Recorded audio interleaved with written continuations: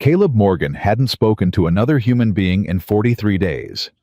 He rode into Bitter Creek for flour, salt, and wire. He did not ride in for trouble. But when he heard the auctioneer's voice cutting through the summer heat, Widow Harper and her infant son offered for labor repayment, opening bid $30. Something inside him went very, very still. He looked at the woman standing barefoot on those wooden planks. He looked at the baby pressed against her chest. Then he reached into his saddlebag. If that opening stopped you cold, stay with me. Subscribe to this channel, follow every part of this story to the very end, and drop a comment telling me what city you're watching from. I want to see how far this story travels. The summer of 1883 arrived in Bitter Creek like a punishment. The heat came down hard and flat, the kind that dried the creek beds to cracked mud and turned the air above the main street into something you could almost see shimmer and writhe. Flies were bad. Tempers were worse. And on the third Saturday of July, the town of Bitter Creek gathered in front of the land office the way towns gather for events that make decent people ashamed and indecent people rich. They came for the auction. Caleb Morgan had not come for the auction. He'd ridden down from the high country the night before, made camp 2 miles east of town, and arrived at first light with a short list of supplies and no interest in conversation. He was a large man, not in a showy way, but in the quiet, functional way of someone who has moved heavy things alone for a long time. His coat was trail-worn. His hat had taken too much weather. He hadn't shaved since May, and he didn't plan to start. He tied his horse at the far end of the hitching post outside the general store and went inside. Josiah Pratt, who ran the store, was standing at his front window instead of behind his counter. "What do you need?" Caleb said. Josiah didn't turn around. "Flour's on the left shelf. Salt's below it." "I see that." Caleb pulled a cloth sack from his coat. "You going to weigh it, or do I guess?" "Just watch what you pour." Josiah still hadn't moved from the window. His voice had something wrong in it, not grief exactly. More like the particular discomfort of a man watching something he knows is wrong, and has already decided not to stop. Caleb set the flour on the scale. He weighed the salt. He set coins on the counter without being asked. And then, because he was already at the window to leave, he looked out. The crowd had gathered maybe 60 feet away in front of the land office steps. 20, maybe 25 people. A few women at the back. Most of the men up front. And on the steps, on a rough wooden platform that looked like it had been built sometime last week and would fall apart by next month, stood a woman. She was young. Or she had been young not long ago. She was holding an infant against her chest with both arms crossed over him, like she was trying to make herself into a wall between the baby and everything else. Her feet were bare on the raw wood. Her dress was the dress of someone who had been wearing the same thing for too many days in the same heat. Her hair was loose in the humidity. She was not crying. That was the thing Caleb noticed first. She was not crying. She was standing very still, the way people stand when they've already cried everything they had, and what's left on the other side of crying is something harder and colder and quieter. The auctioneer was a man named Dillard Voss, a thick, self-important type who handled estate sales and debt repayments for the county magistrate and seemed to find considerable satisfaction in both. He was reading from a paper. By order of the Honorable Magistrate Greer, in accordance with Territorial Debt Statute 41, the labor and domestic service of the widow, Evelyn Harper, age 26, and her infant son William, approximately 4 months old, are hereby offered for repayment of outstanding debts owed to the creditors of the late Thomas Harper, deceased. Caleb stopped walking. He stood in the doorway of the general store, and he stopped. Opening bid. Voss continued with the practiced cadence of a man who'd done this before, is set at $30 for a term of 18 months. Service terms are negotiable with winning bidder. The widow is in adequate health. The child is... He paused, consulting his paper. Present. Laughter from somewhere in the crowd. Not everyone, but enough. Evelyn Harper's arms tightened around her son. She did not look at the crowd. She looked at a fixed point somewhere above the rooftop across the street, and she held it the way a drowning person holds a rope. The baby made a thin sound against her chest. Not quite a cry. more like an exhausted complaint from a very small person who had run out of energy for full crying and was doing what he could with what he had left. $30? Said a voice from the left side of the crowd. A man named Hollis who owned 3 sections of land south of town and was always looking for a fourth way to use someone else's labor. 35? Said another voice. 40? Caleb was still standing in the doorway. He was watching Evelyn Harper's face. She had heard the bids. He could tell by the slight shift in her jaw the way she swallowed once and then locked her expression back down into that hard, still place she'd built for herself. She was counting. He could see it in her eyes. She was counting bids the way prisoners count days. Not because the number mattered, because counting something gave you a small private control over a situation that had taken everything else. 45, said Hollis again louder. Dillard Voss smiled. We have 45 from Mr. Hollis. Do I hear 50? A pause. Then a man in a brown coat near the steps, someone Caleb didn't recognize, said, 50. But only for the woman, not the child. Evelyn's head moved. Just slightly. A small involuntary flinch. Then she corrected it. Voss looked at his paper. The terms of sale include both. I ain't paying for a nursing infant, the man in the brown coat said flatly. I need a domestic worker, not a nursemaid operation. Separate the woman. Put the child with county. Now hold on, Josiah Pratt said from behind Caleb. He'd finally moved from the window. His voice was uncomfortable, the voice of a man trying to object without committing to an objection. That ain't you can't just... Statute 41 allows for separation of dependents at the discretion of the buyer, Voss said, reading now from a lower section of his paper. In cases where the dependent is not the subject of the primary debt obligation. He's a baby, a woman's voice said from the back of the crowd. He's a liability. The man in the brown coat replied without turning around. Evelyn Harper finally looked down. She looked down at the top of her son's head, at the dark, damp hair, the fragile weight of him against her chest, and something crossed her face that was worse than crying. Something that was past the point where crying is still possible. Something that was the face of a person being asked to hand over the last thing they have left, and being told by law and paper, and the particular cruelty of orderly process, that they don't have a choice. Her lips moved. No sound came out. Then sound came. No. Her voice was quiet and cracked at the edges. No, you're not taking him. You're not, I will work. I will work whatever terms you set. But you are not taking my son. Ma'am, Voss said, with the particular patience of a man who considers patience a form of power. This is a legal proceeding. Your preferences have been... I said no. The baby startled at her voice. His head turned against her chest. His small hand found a fistful of her dress and gripped it. The man in the brown coat looked at Voss. Separate them and I'll go to 60. Caleb Morgan stepped off the porch. He didn't move fast. There was nothing dramatic about it.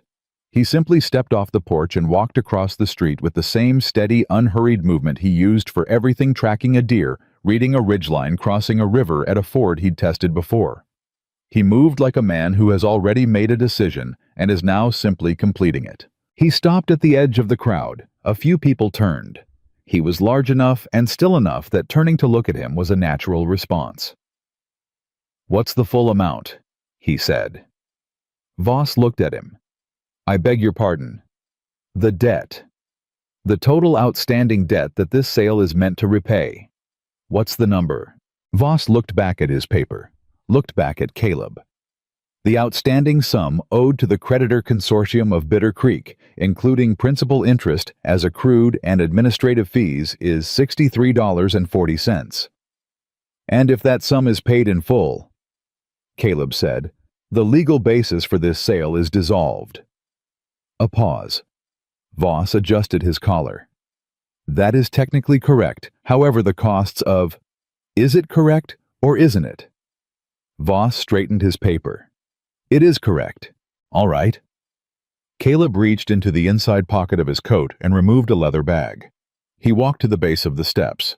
He set the bag on the edge of the platform directly in front of Dillard Voss and pulled the drawstring open. Gold coin. Not dust. Coin. Voss stared at it. The crowd went very quiet. "Count it," Caleb said. "You'll find $65. The difference covers your administrative fees and whatever paperwork you need to file to close this out cleanly." He looked at Voss without any readable expression.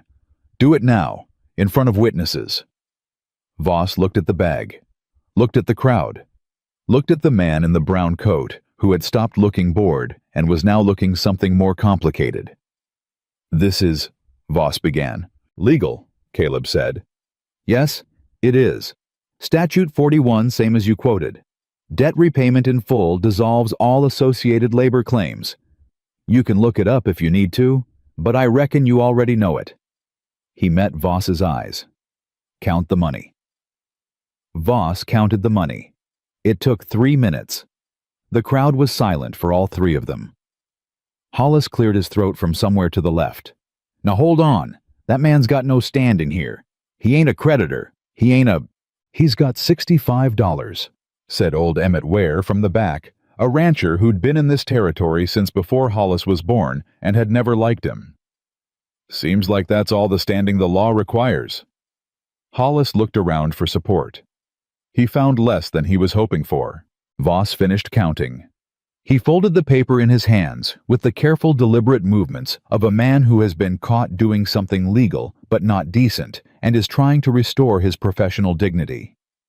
The sum is confirmed. In accordance with territorial statute, the debt obligation of the Harper estate is hereby discharged. The labor sale is concluded.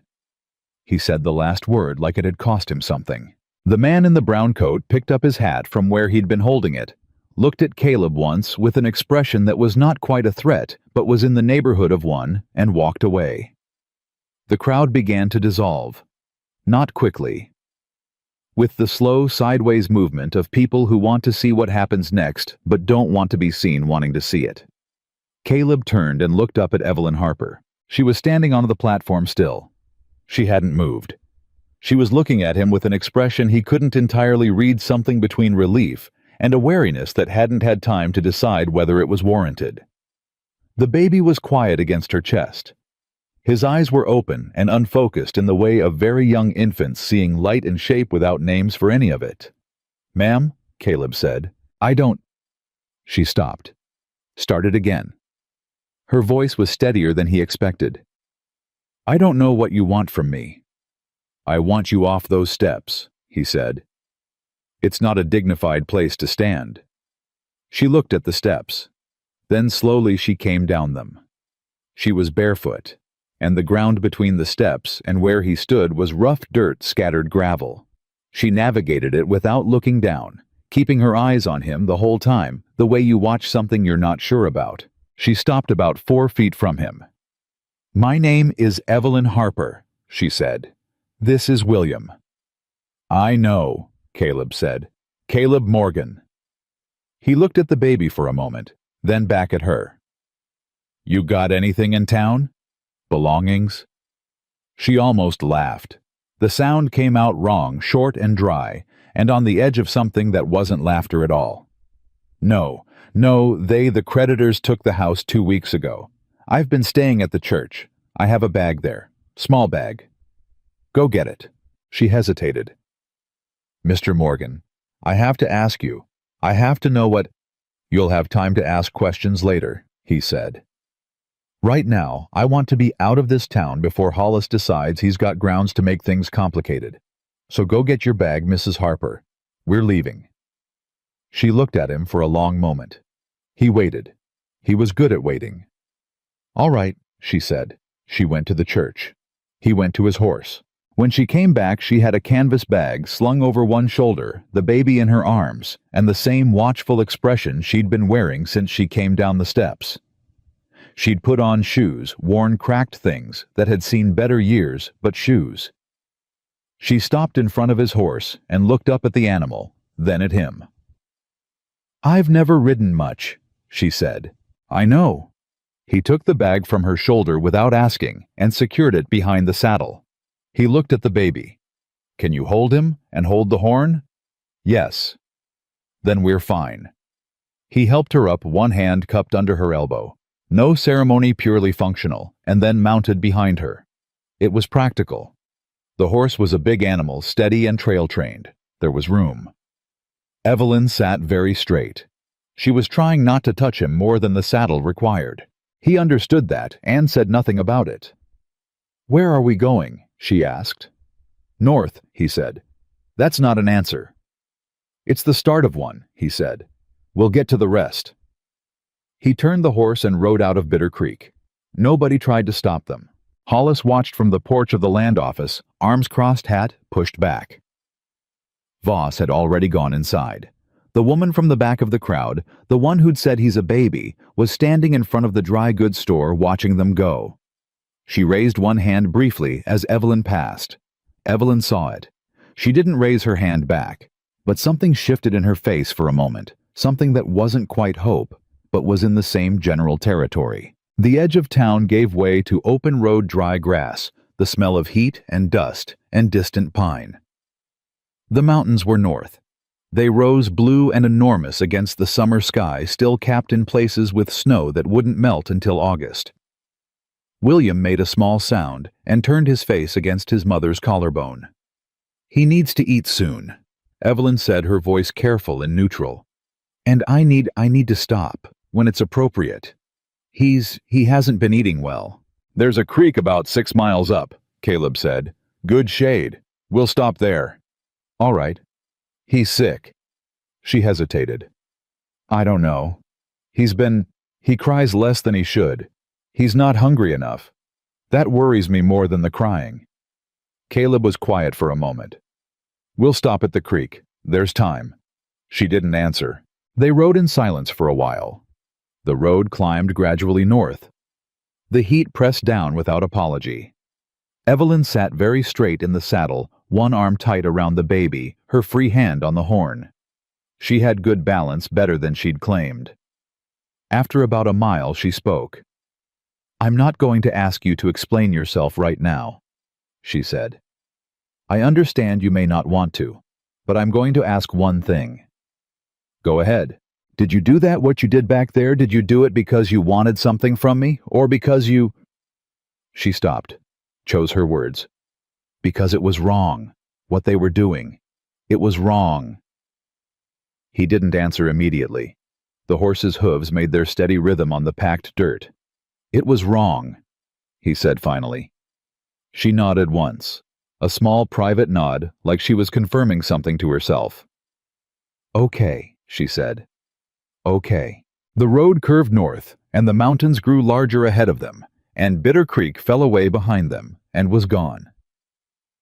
Evelyn Harper held her son against her chest and felt him breathe small and alive and still hear, and did not cry. She had cried everything she had. What was left, she was going to need. The creek was exactly where he said it would be. Caleb didn't announce it. He simply pulled the horse to a stop, dismounted, and reached up to help Evelyn down, before she had time to figure out how to manage it herself with the baby in her arms. His hands were steady and impersonal, the kind of grip that communicates nothing except functional competence. She landed on her feet. The ground was softer here, close to the water, grass instead of packed dirt. "Sit," he said. "Not a request. You're about to fall over." "I'm fine. You haven't eaten today." It wasn't a question. She didn't deny it. She sat down in the grass near the bank and adjusted William against her chest. He was awake, barely, his eyes half open in that glazed, conserving way that had been worrying her for 3 days. She'd been telling herself it was the heat. She'd been telling herself a lot of things. Caleb tied the horse and crouched beside the saddlebag. He pulled out dried meat, a cloth-wrapped block of something dense, a canteen. He set them on the ground beside her without looking at her. "Eat," he said. "Mr. Morgan." "Caleb." She stopped. "Caleb, William needs to eat first. He's not taking enough, and I think it's because I haven't had enough food myself to—" She stopped again. Her jaw tightened. "I'm having trouble feeding him. The way a mother feeds an infant. There isn't enough." He was quiet for a moment. Then he sat back on his heels and looked at the baby with the same focused attention he'd given the auctioneer's paper earlier, assessing. "How long?" he said. 4 days, maybe 5. "Is he running a fever?" She pressed her lips to William's forehead. "No, not yet." "Then he's hungry, not sick." He pulled the canteen and set it directly in her hand. "Drink all of it, I'll refill it. You don't produce what you don't take in, and he doesn't get better until you do." She drank. It took effort not to drink it all in 10 seconds, which would have made her sick. She paced herself, and it cost her something to do it. "There's a trading post about 3 miles further north," he said while she drank. "Older woman who runs it, May Dunbar. She keeps goats. I'll get milk. Something to supplement until you're better supplied yourself." Evelyn lowered the canteen. She looked at him. "You've thought about this before," she said. "I thought about it when I heard him." "When did you hear him?" "Before I went into the store." She absorbed that. "You heard him crying from across the street." "Yes. And you went into the store first." Something shifted in his face. Not guilt exactly. More like honest acknowledgement. "I went in to buy flour. I didn't know what was happening outside. When I looked out the window..." He paused. "I didn't go in the store planning to buy flour and come out having paid $65 in gold coin." "No," she said. "I don't suppose you did." She gave him the canteen back, and he refilled it from the creek, using a cloth to filter it the way someone does who has drunk from mountain water long enough to know what it can carry. She ate the dried meat slowly. The dense block turned out to be some kind of pressed grain and fat, not pleasant, but caloric and real. William made a small frustrated sound against her, and she shifted him and tried again. And this time, something worked that hadn't been working well for days, and she felt the relief of it move through her like heat. She didn't look up at Caleb. This was not a moment she wanted witnessed. He seemed to understand that. He walked to the horse and checked the saddle straps with unnecessary thoroughness for about 5 minutes. When she spoke again, her voice was steadier. "I need to understand what I owe you." He came back and sat not close, but within conversation distance. He picked up a small stone from the bank and turned it in his fingers. "Nothing." "That isn't possible. $65 is mine to spend how I choose." "Caleb."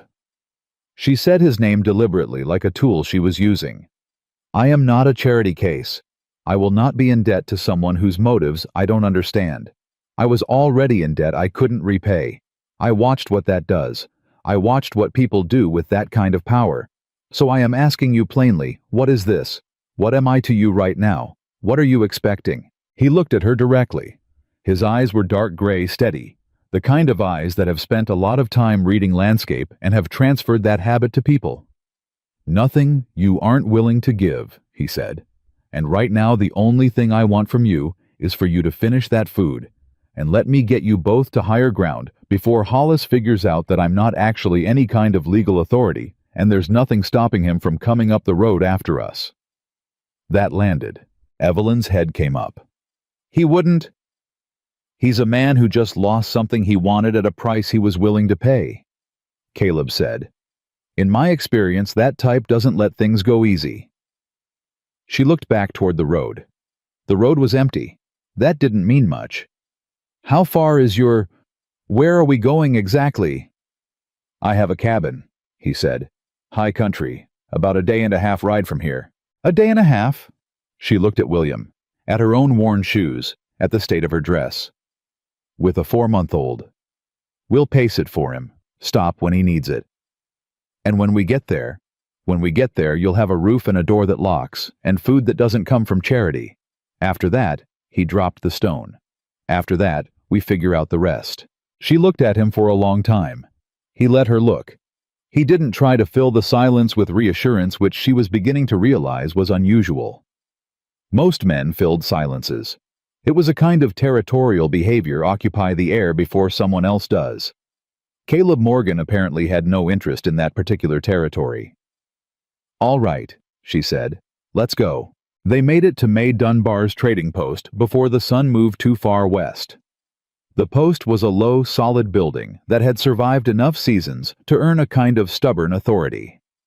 May herself was a woman of perhaps 65 who came out onto the porch before they'd fully stopped, wiped her hands on her apron, and looked at Evelyn and the baby with the specific sharp assessment of a woman who has seen trouble arrive on horseback before and knows how to read it. "Caleb Morgan," she said, "you look like you've done something drastic." "I need goat's milk," he said. "Whatever you can spare, and anything else you've got for an infant." May came down the steps and looked at William without asking permission. She put one weathered hand against his cheek, checked his eyes, pressed 2 fingers gently to his neck. "He's hungry," she said. "Not sick. There's a difference, though. The end result looks similar enough to scare you." She looked at Evelyn. "You his mother?" "Yes, ma'am." "You eating?" "Starting to." May made a sound that was not quite approval, but in that direction. "Come inside." Inside the trading post, she moved with the efficiency of someone who doesn't waste time on sentiment when practical action is available. She produced a small clay jar of goat's milk, warmed it at the stove, and showed Evelyn how to coax William into taking it from a dampened cloth. Not a bottle, but workable patient. Something a tired woman in a difficult situation could manage. William took it. He took it badly at first, frustrated, turning his head, making thin, outraged sounds at the indignity of the method. And then hunger won the way. Hunger always wins, and he went quiet and intent, and began to eat. Evelyn sat at May's table and watched her son eat, and said nothing for a while. May set a cup of coffee in front of her without asking, then sat across from her and looked at Caleb, who was standing near the door. "Where'd you find her?" "Bitter Creek," he said. "Dead auction." May's expression didn't change, but something in her eyes went very flat and cold. "Voss running that still?" "Yes." "They auctioned the boy too?" "They tried." May looked at Evelyn. Her voice when she spoke again was not soft exactly, but it had been moved to a quieter register. "You got people anywhere?" "Family?" "No, ma'am. My husband's family is in Ohio. We weren't there, wasn't much contact. My own family is gone." "Then you're starting from scratch?" "Yes, ma'am." "That's not the worst position," May said. "Starting from scratch means you don't have to carry old weight." She stood and went back to the stove. "I'll pack you what I can spare. Milk for the boy. Dried goods. I've got a wool blanket that's better than what you're carrying." "I can pay." Caleb started. "You've already spent enough today," May said without looking at him. "Call it a trade on account of me not having to see what that auction might have produced if you hadn't ridden in when you did." She looked at him over her shoulder. "I heard about Thomas Harper dying. I knew it would go badly for her. Town like Bitter Creek doesn't leave a young widow with a baby in peace. There's always someone counting what they can take." Caleb said nothing. "You doing the right thing is all well and good," May continued, and now her voice had an edge in it, not hostile, but direct, the way of a woman who has earned the right to say exactly what she means. "But right doesn't always stay easy. That baby needs consistent feeding for the next 2 weeks at minimum. That woman needs rest and food and something resembling stability. You got a plan for those things up in that mountain cabin of yours?" "I'm working on it," Caleb said. "Work faster." She packed a saddlebag's worth of supplies. Evelyn tried to help, and May put her back in the chair with a look that brooked no argument, and Evelyn, too tired and too relieved to fight it, stayed in the chair and held William and let herself be taken care of for 7 minutes, which was about as long as she trusted herself to do it, without losing something she needed to keep. When they rode out, the sun was lower, and the air was beginning its slow concession toward evening cool. The road north narrowed, and the trees thickened on both sides, and the mountains stopped being a distant promise and started being a present reality, big and close and permanent, in a way that was either comforting or terrifying, depending on what you brought to them. Evelyn brought exhaustion and weariness, and a baby who had eaten and was now asleep with the abrupt totality of very young infants gone from half awake to unconscious without apparent transition. She rode, and she thought. "May seems to know you well," she said after a long silence. "She's known me about 8 years. She called you by your full name when we rode up. She calls everyone by their full name. She says first names alone are too easy to forget. Evelyn thought about that. She doesn't think much of what's happening in Bitter Creek. May doesn't think much of injustice in any specific location, he said. It's a general position. What about you? A pause. The horse moved steadily. What about me? Do you have a general position? Or was today a specific reaction? He considered this with the same unhurried attention he gave most things. I reckon, he said finally, that I have a low tolerance for watching something wrong happen when I've got the means to stop it. That's either very honorable, Evelyn said, or very dangerous. Can be both. Has it been both before? Yes. She waited to see if he would elaborate. He didn't. She filed it under things she would ask about later when later existed. They made camp before full dark at a flat stretch of ground where the trees offered wind shelter and the creek ran close enough to hear. Caleb set up the bedroll. He had a second blanket, now supplemented by maize wool, and built a fire that was efficient and small, the kind of fire a man builds when he doesn't want to be seen from a distance. Evelyn noticed that. Are you expecting someone to follow us? She asked. He was arranging the fire with a stick, not looking at her. I'm always cautious. Doesn't mean I'm expecting something. Hollis said, I know what Hollis said. He sat back. The firelight moved on his face. He looked tired, she realized. He was large and composed and controlled, and she had stopped thinking of him as someone who got tired. But he'd ridden a long way before Bitter Creek, and a long way after it, and paid $65 out of savings that didn't fall from the sky, and he was tired. Hollis is a man who makes noise. Men who make noise are less dangerous than men who go quiet. He made a lot of noise back there. He also had friends in that crowd. Some of them, not all. He looked at her. You noticed. I was standing on a platform being auctioned, she said. I noticed everything. Something moved in his expression. Not pity. She would have resented pity. Something more like recognition. The man in the brown coat, she said. The one who wanted to separate me from William. Who was he? I don't know. You didn't recognize him? No. Which means he wasn't local. Which means someone sent him or he came for a specific purpose. He met her eyes. Which means Hollis had arranged more than just his own bid before the auction. The implications settled over Evelyn like cold water. They planned it, she said. They knew Thomas was dead. They knew about the debt. They knew the law, Caleb said. Statute 41 isn't a secret. Men like that learn what tools are available and they use them. She stared at the fire. William was asleep against her, warm and breathing and mercifully unaware. My husband didn't know, she said. He didn't know how bad the debt was. Or, she stopped. Maybe he did know and didn't tell me because he was hoping to fix it before it came to that. What happened to him? Fever, she said. February. He was gone in 5 days. She said it with the flat precision of a fact she had told herself many times, the way you compress grief into something portable enough to carry without stopping every time you lift it. He was 29 years old. Caleb was quiet. He didn't say he was sorry. She appreciated that more than she expected to. People who said they were sorry seemed to expect something in return for it, some acknowledgement, some performance of gratitude for their sentiment. He simply sat with the fact of it, and didn't make it into something she had to respond to.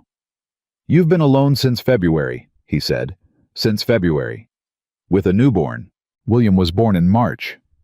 She looked down at her son's sleeping face. 6 weeks after Thomas died. I delivered him at the church with the minister's wife. She was kind. She did her best. A pause. He came early.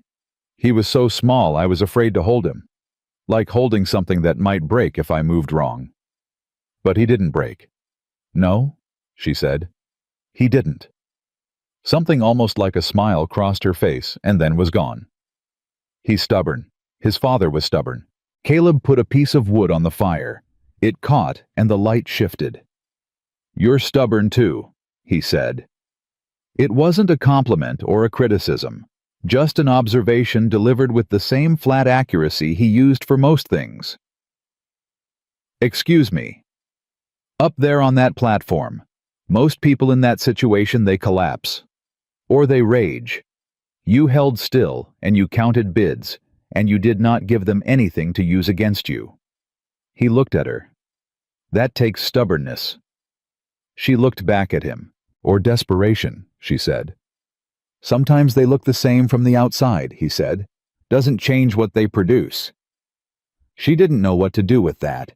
It was the most he'd said at once since Bitter Creek, and it sat differently than she expected, not unwelcome. She slept that night better than she had in weeks, which surprised her. She woke once when William fussed and settled him back and looked up at the stars through the branches and listened to the fire. He'd banked it low and the creek and the horses, and realized that Caleb was not asleep. He was sitting at the edge of the camp with his back to the trees facing the road, watching. She lay back down and told herself to think about that in the morning and was asleep again in minutes. Morning came with cold dew and bird sound, and William awake and demanding with the cheerful aggression of an infant who had eaten the night before and was now prepared to make full use of renewed energy. She took care of him, drank water, ate what was left of the grain block from yesterday. Caleb was already at the horses, already packed, already ready. "How much further?" she asked. "Half day?" he said. "Maybe less." She settled William in her arms and looked at him. He was wearing the same coat, the same hat. He'd slept, she assumed he'd slept, but there was no sign of it in his movement or his face. He operated at the same constant steady register, like a man whose resting state was readiness. "Caleb." He looked at her. "Thank you," she said. "For yesterday. For—" She stopped because what she needed to say was larger than she had words for, and she wasn't going to attempt it badly.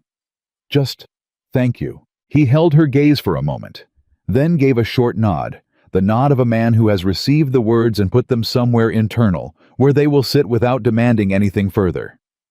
"Let's ride," he said. They rode. The road climbed. The trees changed lower growth, giving way to pine, that stood tall and close-ranked on either side. The air thickened with the smell of resin and cold water from snowmelt streams crossing the path. Evelyn's ears adjusted to elevation. William blinked at the changed light coming through the canopy, interested in his unreliable infant way. She was watching the road ahead when Caleb went very still behind her. Not the stillness of a man at rest, the stillness of a man who has seen something. "What?" she said, keeping her voice low. "Don't look back," he said. "Keep looking forward." She kept looking forward. Her heart moved into a different gear. "2 riders," he said quietly. "About quarter-mile behind us. Same pace we're riding. Have been since the fork. Hollis. Don't know yet. What do we do? We keep riding." His voice was absolutely level. "There's a switchback about a mile ahead where the road narrows. One way in, one way out. If they're following us, they'll have to commit to it. If they're not, they'll take the lower fork. And if they commit, a beat. Then we have a conversation," he said. She did not ask what kind of conversation.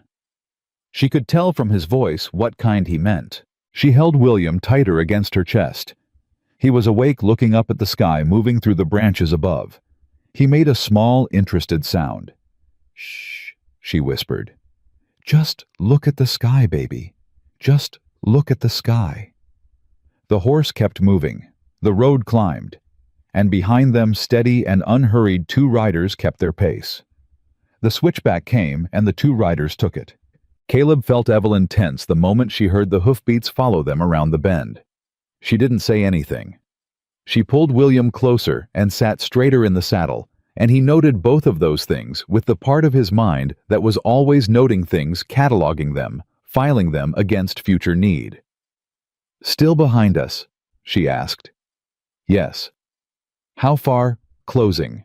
He kept his voice even. "They sped up when we took the switchback." "That means they want us to know they're following." He paused. She was right. Men who follow without intent to confront stay at distance. Men who close the gap are sending a message. Yes, he said. That's what it means. So this isn't Hollis being cautious, she said. This is Hollis being sure. Or it isn't Hollis at all. She turned her head slightly, not enough to look back, just enough to show she'd registered the distinction. The man in the brown coat. Possibly. He had someone with him. At the auction. Standing to his left. I noticed because they kept exchanging looks during the bidding. Caleb filed that. She had been standing on that platform, apparently looking at a fixed point above the rooftops. And she had still clocked who was standing where and who was communicating with whom. He'd been right about her at the creek. She noticed everything. There's a logging cut about 200 yards ahead, he said. Wide enough to pull off and let them pass if they're not coming for us.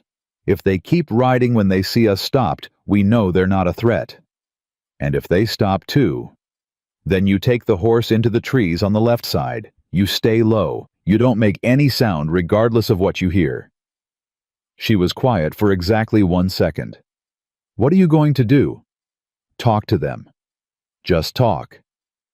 To start with. He felt her draw a breath and hold it and let it out slowly. Controlled.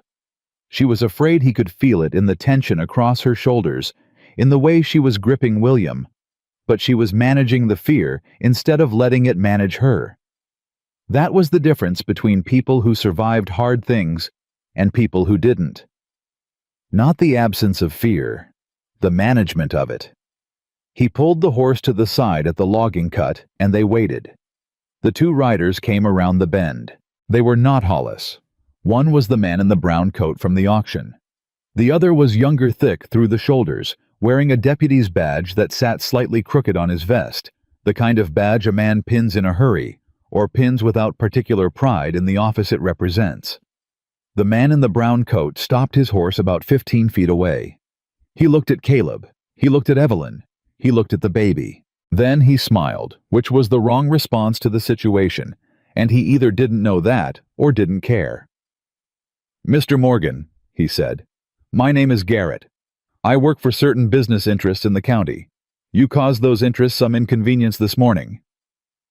I paid a legal debt, Caleb said, in front of witnesses, with a representative of the magistrate's office present. You did, Garrett agreed pleasantly. Voss is unfortunately thorough about his paperwork, which means we can't contest the payment itself. He tilted his head. What we can contest is the disposition of the woman. Evelyn made a sound, not a word, just a sharp exhale through her nose. She's not property, Caleb said. The payment discharged the debt. She's a free woman. She is, Garrett said. Absolutely. Free to make her own choices. He looked at Evelyn directly. Ma'am, I represent a party who is prepared to offer you a genuine employment contract. Legitimate wages, housing for yourself and the child. All quite legal, all quite voluntary. He let the words sit. We simply want to give you the opportunity to consider it without... His eyes moved back to Caleb interference. She's not interested, Caleb said. I'd like to hear that from her. I'm not interested, Evelyn said. Her voice was flat and cold and carried across the 15 feet between them without effort. Garrett looked at her for a moment. The pleasant expression didn't change. The party I represent is quite insistent, Mrs. Harper. They have a significant interest in the Harper land claim. Your husband filed a territorial land claim before his death, a claim that with you as surviving widow remains active. A claim that certain parties would very much like to see resolved. The land claim. Caleb heard Evelyn's breath change. She hadn't known. Or she had known and hadn't thought it would matter. Either way, this was no longer about debt or labor or an auction in Bitter Creek. This was about land, which meant it had been about land from the beginning, and everything else had been the method. Thomas filed that claim 8 months ago, Evelyn said. Her voice had changed too. The cold was still there, but underneath it was something new, the sound of a woman recalculating everything she thought she understood about the last year of her life. He never told me it was valuable. I suspect he didn't know the full extent of it. Garrett said with a sympathy that was entirely manufactured. The survey data has only recently become available. There's a significant water source on the eastern section. In this territory, Mrs. Harper water is worth considerably more than gold. And if she contests the claim, Caleb said. Garrett's pleasant expression finally dropped a degree. Not gone, just cooled. That would be a long, expensive legal process. For a woman with no resources, no legal representation, and no... He glanced at William. Stability. We're offering a fair settlement, a clean resolution. You're offering her a way to sign away something valuable while she's too exhausted and frightened to know what she's signing, Caleb said. Garrett looked at him for a long moment. The deputy beside him shifted in his saddle. Mr. Morgan, Garrett said, you've done something admirable today. You helped a woman in distress. That speaks well of you. But this is a legal and financial matter that is significantly above the concerns of a mountain trapper, and I would strongly encourage you to... Ride on, Caleb said. A pause. I beg your pardon. I said ride on. His voice hadn't risen. It hadn't hardened in any obvious way. It was exactly the same voice he'd been using all day, and something about that the complete absence of performance was more effective than volume would have been. You've delivered your message. She's heard it. She's declined. This conversation is done. The deputy's hand moved toward his belt. Caleb watched it. He didn't move. Didn't reach for anything. Just watched the deputy's hand with the same calm, complete attention he'd used for everything else. And something in that attention, in the absolute stillness of a large man who is not afraid and is not pretending not to be afraid, but simply and genuinely is not made. The deputy's hand stopped where it was. Garrett looked at his deputy, looked at Caleb, did the math. We'll be in touch, Mrs. Harper, he said. He touched his hat a grotesque parody of courtesy and turned his horse.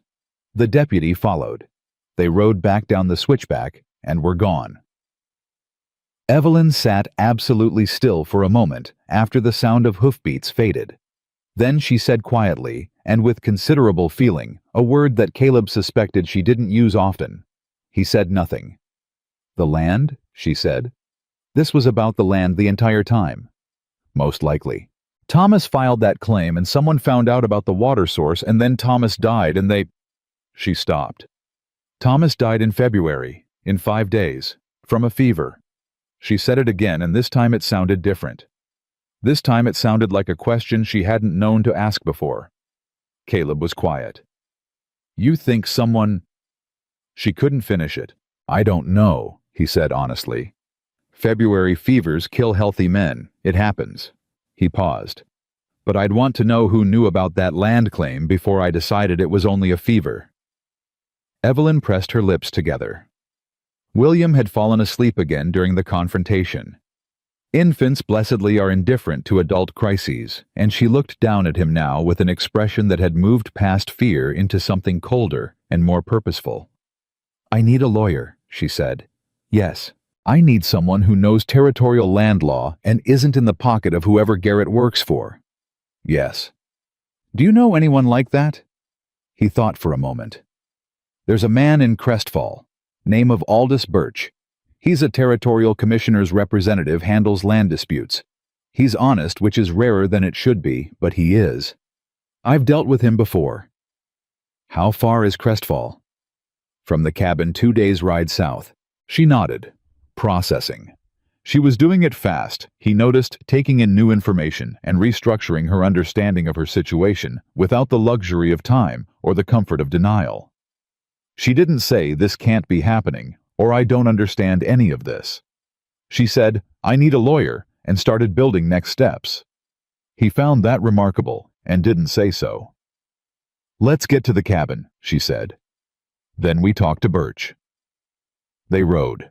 The rest of the climb was silent and steep, and the horse worked hard at it.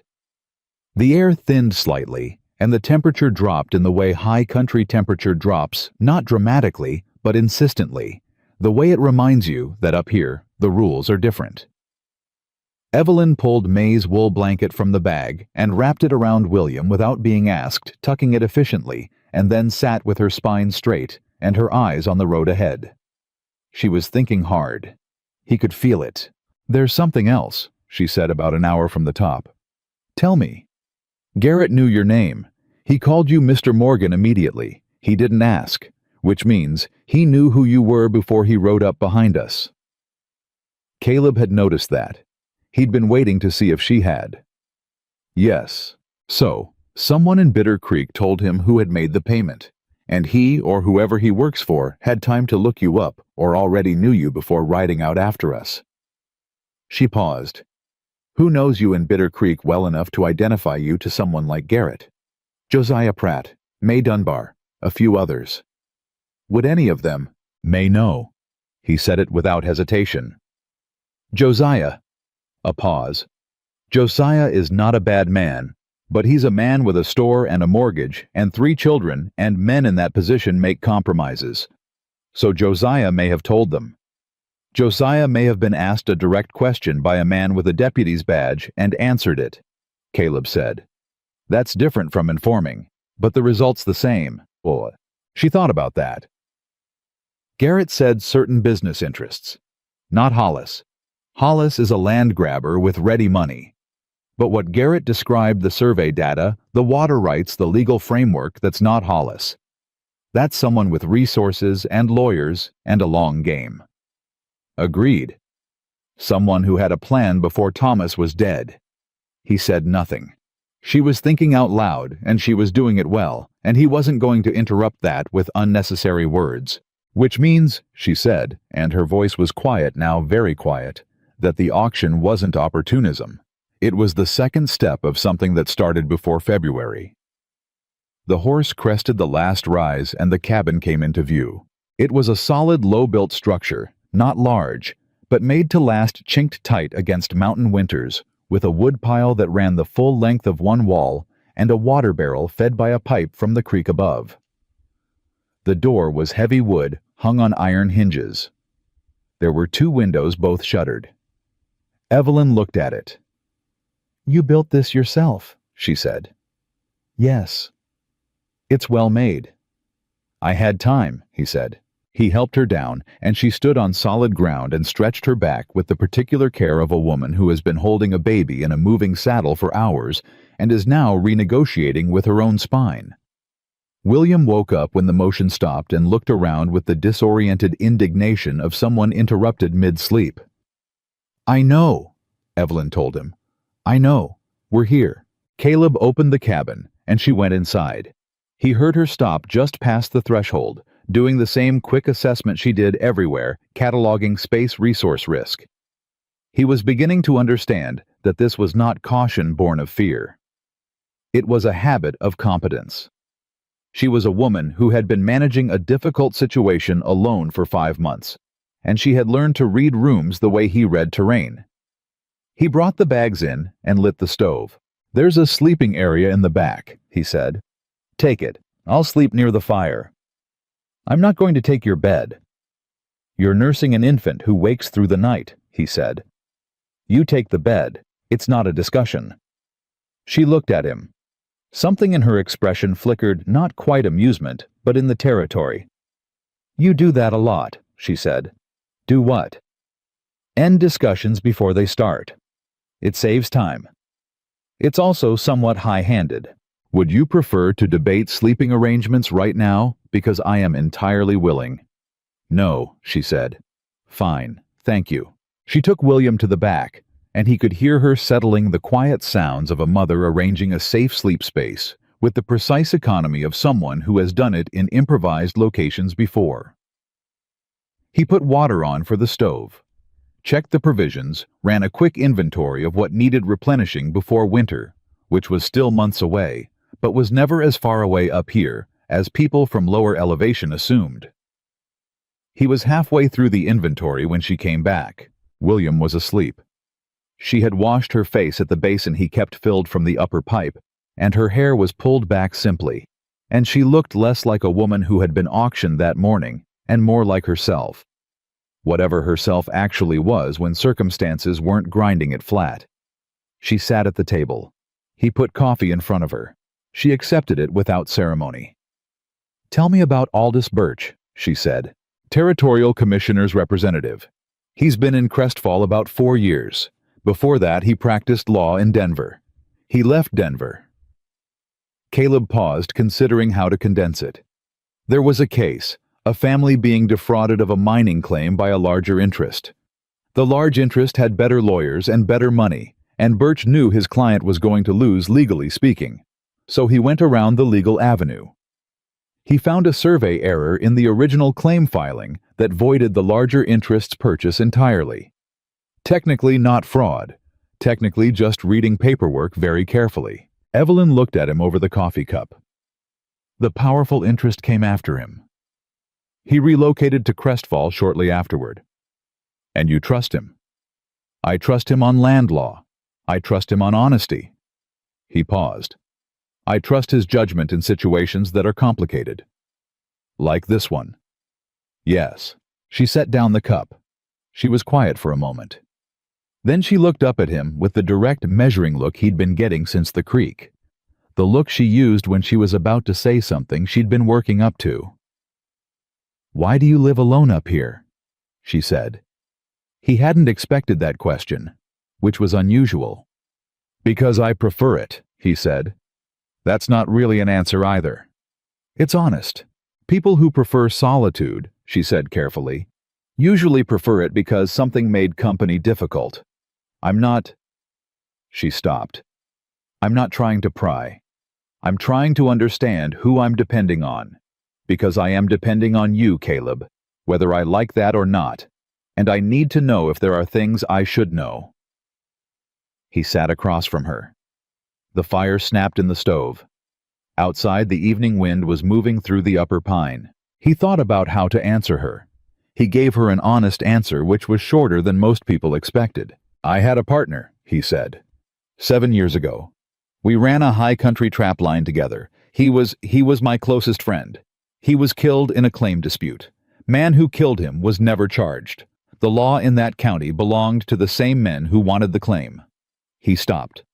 After that, I didn't see much purpose in being around people who pretended the law meant something it didn't mean. Evelyn was very still. I'm sorry, she said. And she said it the same way he had not said it to her at the fire, without expectation of return, without making it something she needed a response to. It was 7 years ago, he said. 7 years ago is still real. He looked at her. She looked back. The fire snapped again. Yes, he said. It is. She nodded once. She picked up her coffee, and then he would think about this moment later, would come back to it, she said. I think they may have killed Thomas. She said it quietly, without drama. The way someone says something, they have been afraid to think clearly, and have now thought clearly enough to say out loud. I think, she continued, that someone knew about the water survey before Thomas did, and I think they couldn't get the claim from him directly. He would have known what it was worth eventually.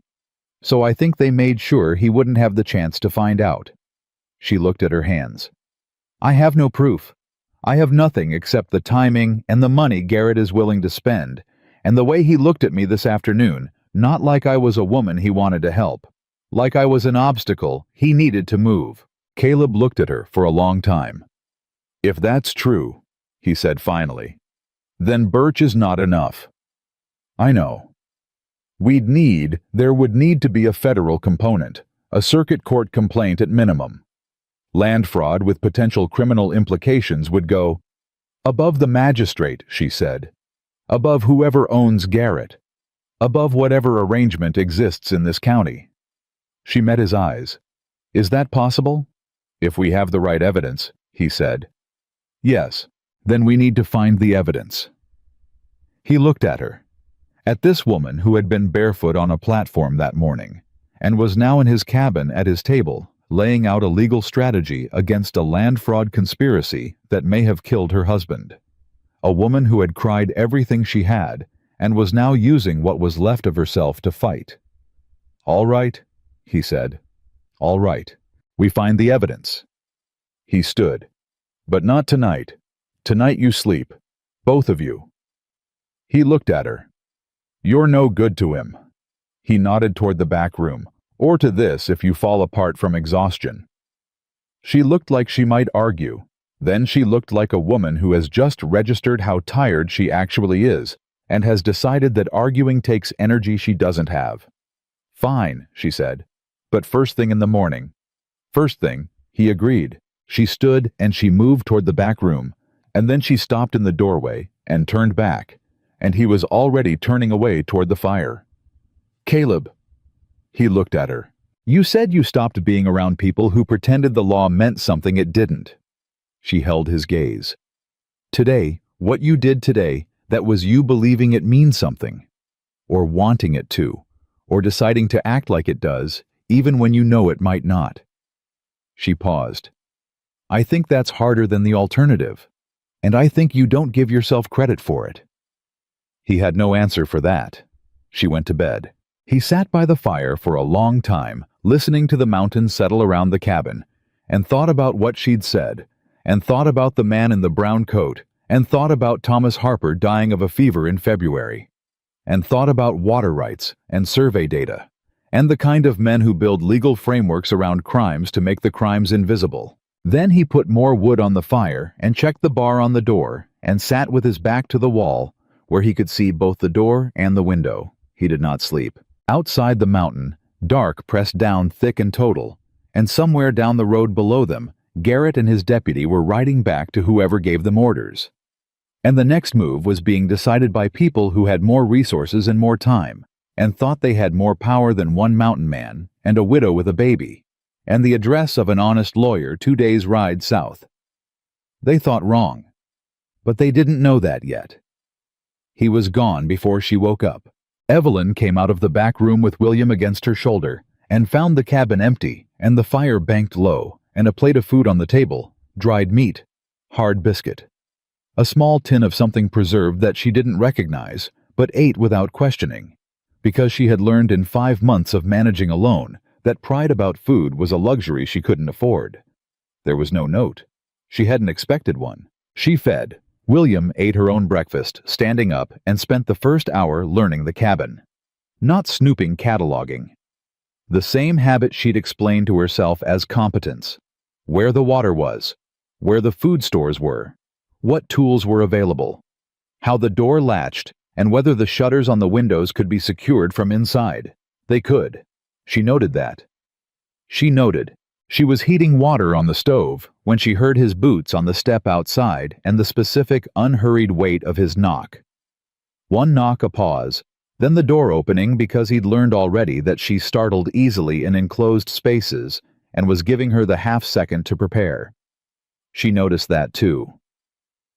"You were up early," she said. "I rode the perimeter." He set a brace of rabbits on the hook by the door and pulled his coat off. "Garrett and his deputy camped about 2 miles south last night. They're gone this morning, rode back down toward the valley." Gone or retreating? Retreating to report. He sat at the table. "Which means whoever they report to will make a decision. We have maybe 2 days before that decision produces action." She set a cup of coffee in front of him and sat across. "Then we need to move today."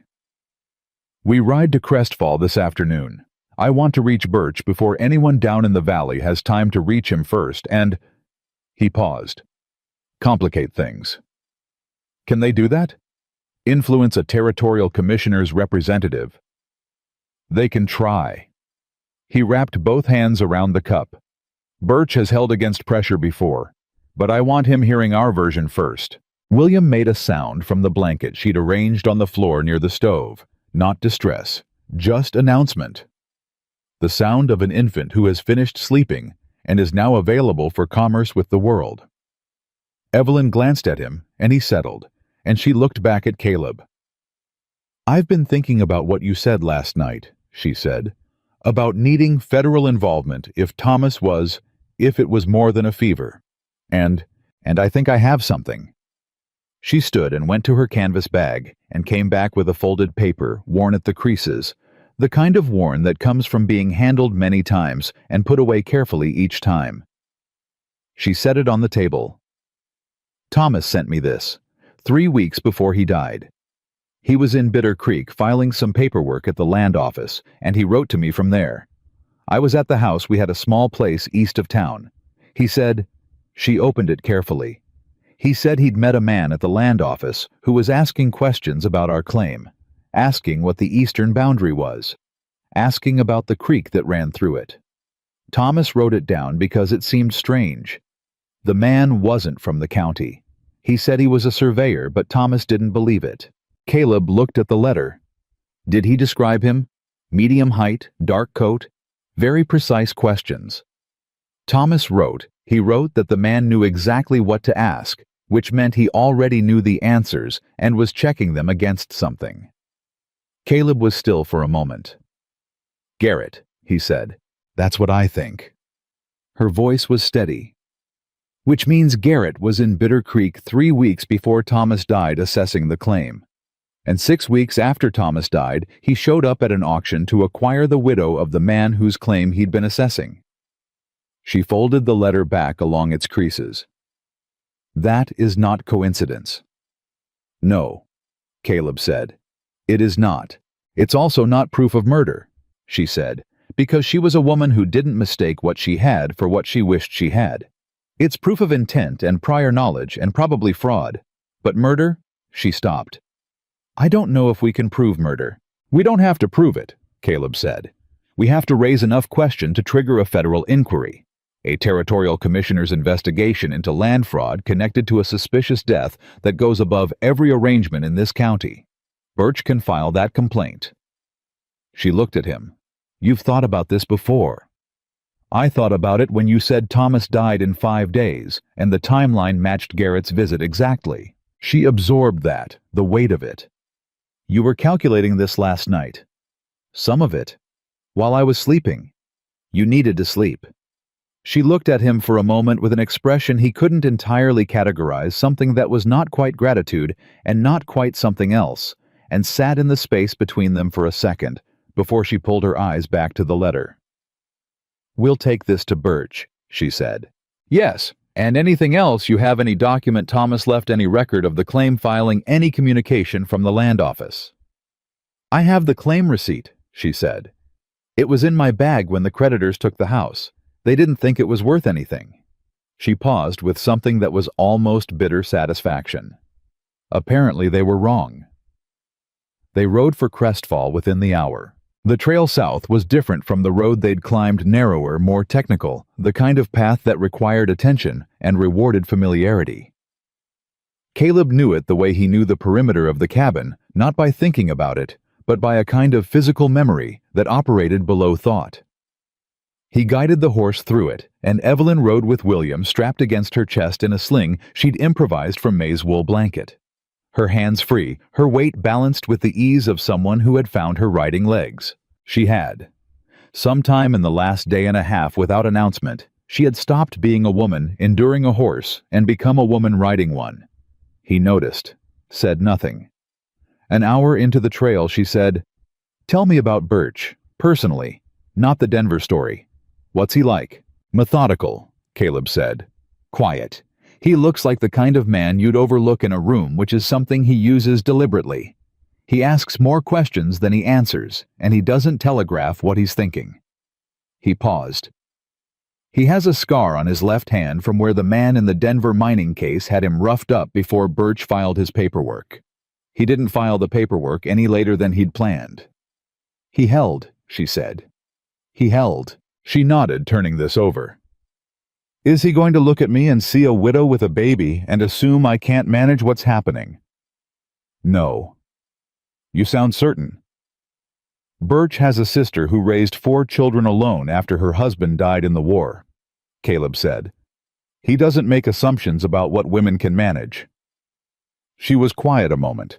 Then, You know a lot about him for someone who prefers solitude. I said I preferred solitude, not that I had no use for certain people. She made a sound, not quite a laugh, but its neighbor. They were 2 hours from Crestfall when the trail opened briefly onto a ridge, and Caleb pulled the horse up without warning. Evelyn grabbed the horn. What? Rider, he said. Coming up from the south. Fast. She felt him shift behind her, not reaching for anything yet, but redistributing his weight the way he did when he was considering options. She looked south along the trail. She could see the rider now coming hard too fast for this terrain, the kind of speed that means urgency rather than threat. Then the rider's coat resolved out of the distance, and Evelyn said, "That's a woman." It was. A woman of perhaps 40 riding alone, pushing her horse with the confidence of someone who knew this trail and was in a hurry she considered worth the risk. She pulled up about 30 feet away and looked at Caleb with recognition. "Morgan," she said, catching her breath, "I was coming to find you." "Ruth Waller," Caleb said with the tone of a man encountering something unexpected but not entirely surprising. "Why?" Ruth Waller looked at Evelyn. Her expression did a series of rapid calculations. "You're the Harper widow." "Yes," Evelyn said. "Then this concerns you directly." She looked back at Caleb. "Birch is gone." A beat. "What do you mean gone?" Caleb said. "I mean gone. As of yesterday morning. His office was locked, which isn't unusual, but he didn't come to the alderman's meeting in the afternoon, which is extremely unusual, and when the deputy went to his house, a different deputy, not the one running errands for Garrett, he wasn't there. His papers are there. His horse is there." She met Caleb's eyes. "Aldous Birch does not go anywhere without his horse."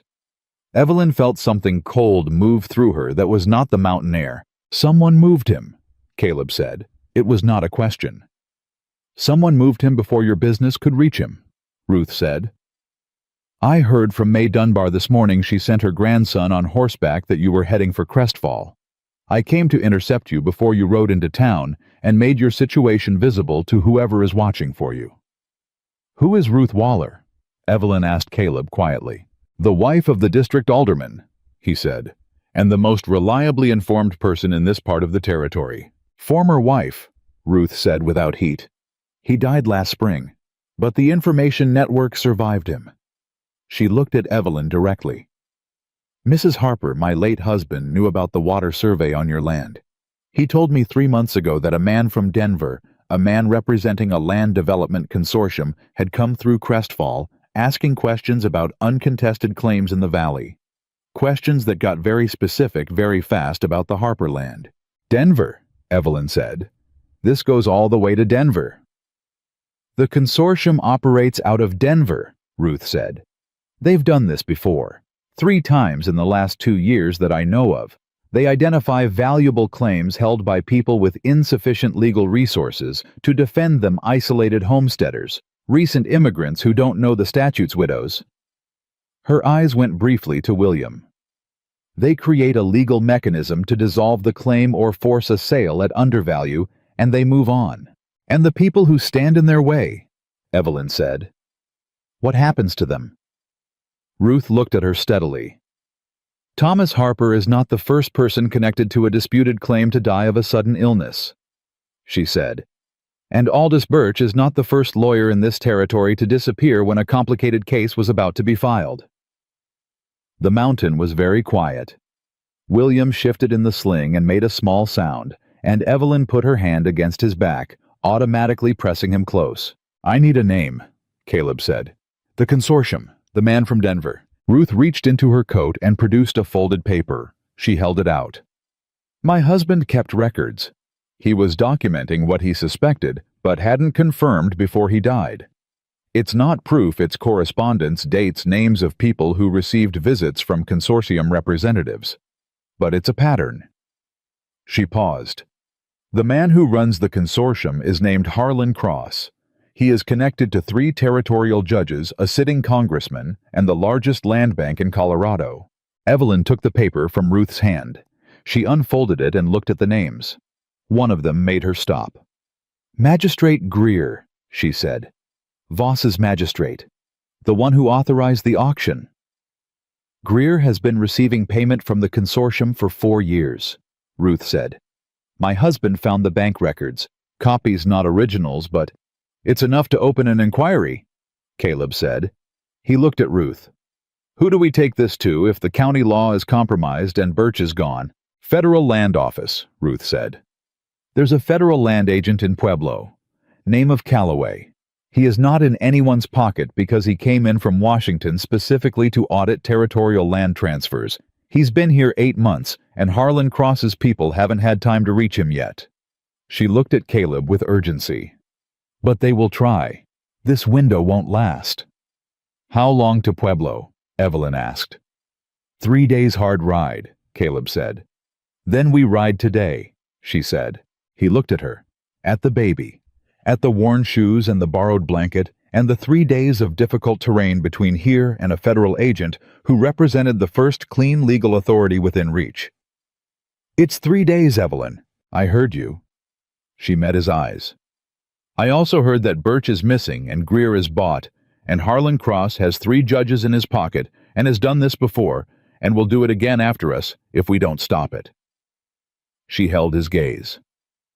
I am not going back to that cabin and waiting for Garrett to come back with more men and a legal filing that signs away what Thomas died for. I am going to Pueblo. Ruth looked at Caleb. Her expression said very clearly that woman has made up her mind. He knew it too. He'd known it for the last 15 seconds. Ruth, he said, can you ride with us as far as the lower fork? I want an extra pair of eyes on the southern trail. I can ride as far as Millhaven, Ruth said. I have a cousin there. After that, you're on your own, but I'll send word ahead to a woman named Clara Briggs who keeps the way station south of the pass. She can be trusted. Good. He looked at Evelyn. We ride.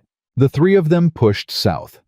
Ruth setting the pace because she knew this stretch of country better than anyone, moving through terrain that was demanding enough to require attention and leaving no space for the fear that was Evelyn knew, sitting just behind her sternum, waiting for a quieter moment to be felt.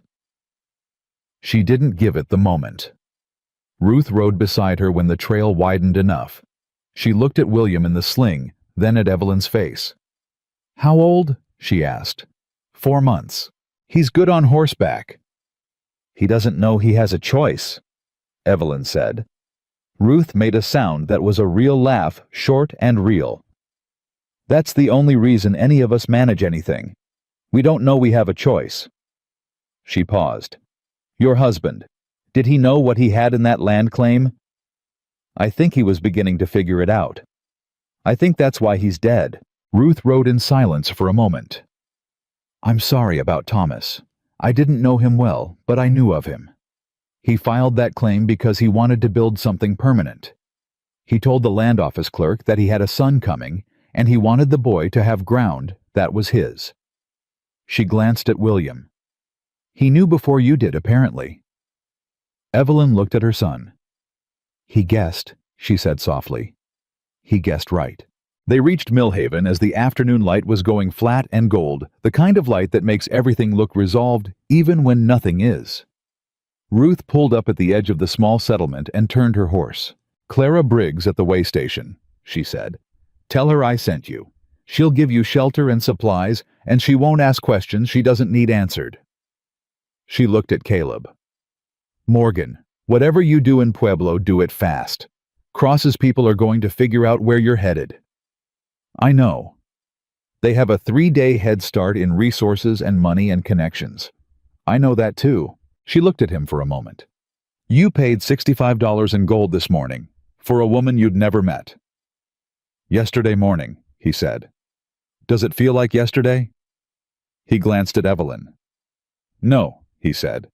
It doesn't. Ruth touched her hat brim, a gesture that was entirely her own, without the performative courtesy Garrett had used, and rode into Millhaven without looking back.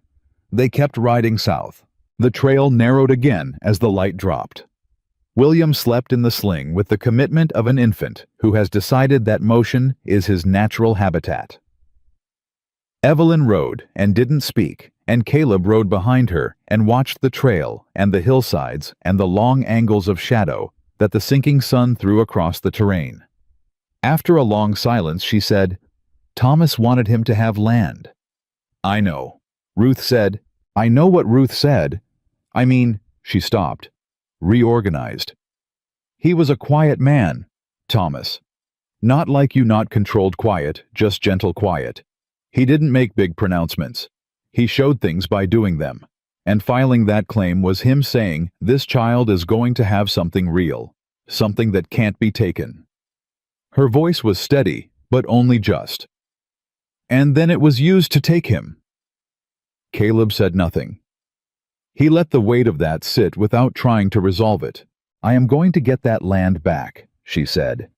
I am going to do it legally and completely, and in a way that makes it impossible for Harlan Cross or anyone connected to him to touch it again.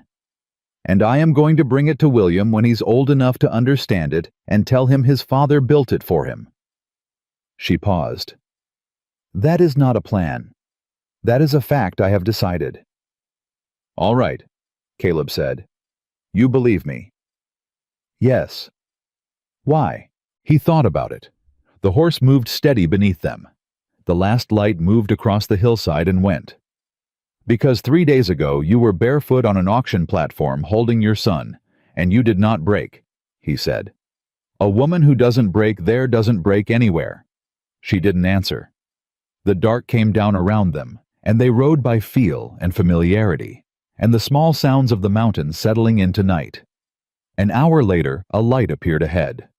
The way station. And beside the door, holding a lantern, was a woman in a heavy coat who saw them coming and did not move inside, but waited the posture of someone who has been notified and is prepared and is not afraid of what the dark might bring up the road.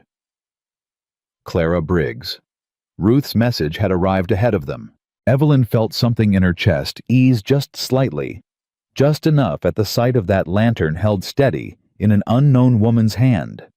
Evidence that the network of people who helped each other against the men who took things existed and was functioning and had room in it for a widow on horseback with a baby and a mountain man and a leather bag of documents that might, if they were careful and fast and fortunate, be enough to bring down Harlan Cross.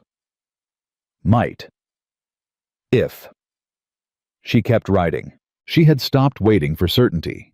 Certainty was a luxury that belonged to people who had more time than she did. What she had was forward, and she used it. Clara Briggs fed them without asking questions exactly as Ruth had promised. She was a compact, deliberate woman who moved through her way station with the efficiency of someone who has been providing shelter to people in difficult situations long enough to know that what they need first is not conversation, but warmth and food and a door that closes. She put a bowl of stew in front of Evelyn and a larger one in front of Caleb and heated water for William's supplemental milk without being asked. And when Evelyn tried to explain the situation, Clara held up one hand. Ruth sent word, she said. I know enough. Eat. Evelyn ate. Caleb ate. William ate. And for 30 minutes, the only sounds in the way station were the stove and the wind outside and the specific comfortable quiet of a space run by a woman who understands that silence is sometimes the most generous thing you can offer. After dinner, Clara sat across from them and folded her hands on the table. Calloway is in Pueblo, she said. I had my husband ride in last week for supplies and he confirmed it. Federal land agent been there 8 months making himself unpopular with the right people. She looked at Caleb. You know what he looks like? No. Tall, red beard going gray. Wears a federal seal on his coat that he clearly polishes regularly, which tells you something about how he feels about what he represents. She looked at Evelyn. He's the kind of man who polishes his badge because he believes in it, not because he wants to impress anyone. That's the kind we need, Evelyn said. That's the kind you have, Clara said. But you need to reach him before Cross's people do. I got word this afternoon, don't ask me how I have my methods, that a rider left Bitter Creek heading south around midday. Fast rider. Light on baggage. Caleb set down his fork. A messenger. To Cross in Denver, or to Cross's man in Pueblo. Clara met his eyes. You have maybe a day and a half lead, maybe less. Evelyn looked at Caleb. He looked at her. The calculation was fast and mutual, and didn't require words.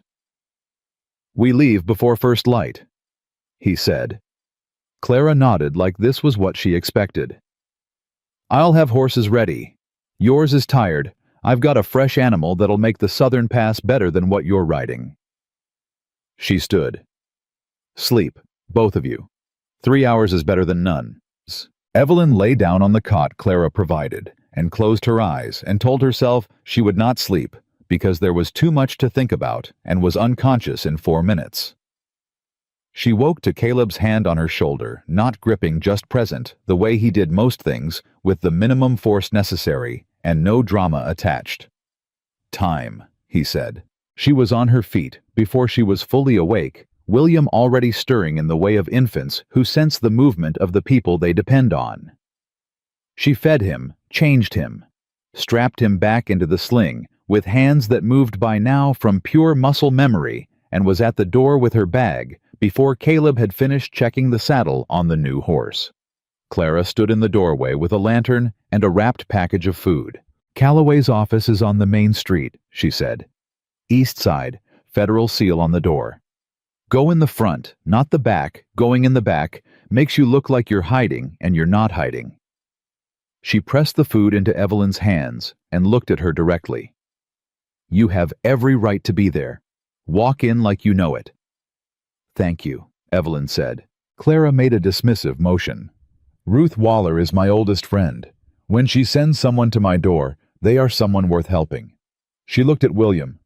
"His father's land," she said quietly. "Get it back." They rode into the dark. The southern pass was harder in the dark, but the new horse was what Clara had promised, steady and strong and responsive in the way of a well-trained animal that has made this trail before. Caleb set the pace, and it was faster than he would have chosen with an infant, and a woman who'd ridden more miles in the last 3 days than she had likely ridden in the previous 3 years. But Evelyn matched it without complaint, without request for adjustment, and he stopped calibrating for her limitations after the first hour, because it was increasingly clear she didn't have the ones he'd expected. Dawn found them on the far side of the pass, moving through lower terrain. The air was warmer. The mountains were behind them. Pueblo was a day ahead. "Tell me what we say to Calloway," Evelyn said, as full light came up. "Exactly. In order." "The land claim first," Caleb said. "Show him the receipt. Establish that the claim is valid and active, and that you are the legal heir. That's the foundation everything else builds on." Then Thomas's letter. Then the letter, which establishes that Garrett was on site assessing the claim 3 weeks before Thomas died, which establishes prior knowledge and interest. Then Ruth's papers, which establish the pattern, the consortium's methods, Greer's payments, the other claims they've taken. That moves it from a single fraud case to a criminal conspiracy. He paused. "Calloway is a federal agent. Federal agents respond to patterns. 1 case is a complaint. 3 cases with the same method and the same names is a federal investigation." Evelyn was quiet for a moment, organizing it. He could see her doing it, running the logic testing for gaps, finding the weak points. "Birch," she said. "His disappearance. Do we raise it?" "Yes. A licensed legal representative disappearing the day before a fraud complaint was to be filed is not a coincidence any federal agent can ignore." "They could say he left voluntarily." "They could. Calloway will want to verify it. Verification means investigation. Investigation means Cross's operation goes under a microscope they have not been under before." He looked at her.